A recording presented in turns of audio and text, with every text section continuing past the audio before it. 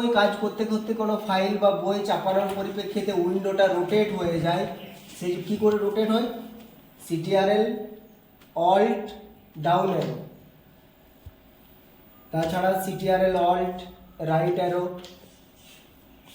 Ctrl alt left arrow, CTRL alt up arrow করলে আবার ঠিক আগের অবস্থায় চলে আসবে।